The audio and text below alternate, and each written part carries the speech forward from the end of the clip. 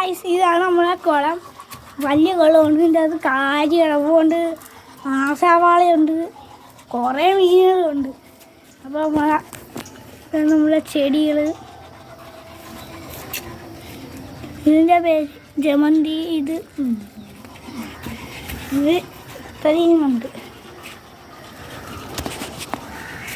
തക്കാളിയുടെ തൈയുണ്ട്. എന്തോന്നിട്ട് വണ്ടിയിലൊക്കെ ഇതൊക്കെയോ ഉള്ളു. ഇത് പവർ സാധനമാണ് ഗായ്സ്. ചെടികൾ. ഇത് എൻ്റെ ഫ്രണ്ടിലത്തെ ഫിഷ് കുളമാണിത്.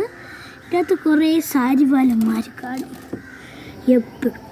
പിന്നെ അടിയിലൊരു ബ്ലാക്ക് മോളി മാമനും കാണും, പക്ഷെ അതിനെ കീണത്തില്ല. കണ്ട അടിയിൽ ബ്ലാക്ക് ബ്ലാക്ക് മോളി. എനിക്ക് 4 എണ്ണം ഉണ്ട്.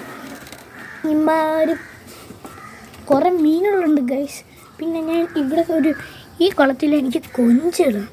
കൊഞ്ചും പരളൊക്കെ ഉണ്ട്, പക്ഷേ കൊഞ്ച് ഇപ്പം കാണത്തില്ല. അത് വെള്ളത്തിൻ്റെ അടിയിൽ അതിൽ ഇരിക്കുകയാണ്. അതിന് വെള്ളത്തിൻ്റെ അടിയിൽ മറ്റേ കല്ല് വീണ് അതിൻ്റെ അടി ഇരിക്കുകയാണ്. ചമ്മന്തി നമ്മളെടുക്കും. ഇതൊക്കെ നമ്മളെ മീനത്ത് ഓട്, അത് പിരള്, ഇത് മീനത്ത് കണ്ണി. എല്ലാ ഫിഷ് നമുക്ക് വീരാത്ത ദിവസം നമ്മൾ വറുത്തിന്നണം കാണണം.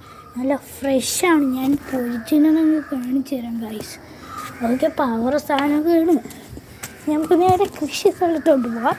ഇത് നമ്മുടെ ജീമ്പയ്ക്ക മരം, പുളിഞ്ചിക്ക എല്ലാം ഉണ്ട്.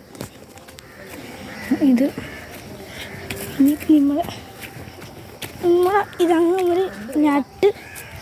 ഇത് വഴുതണങ്ങ, ഡ്രാഗൺ ഫ്രൂട്ട്. ഇത് വഴുതണങ്ങ.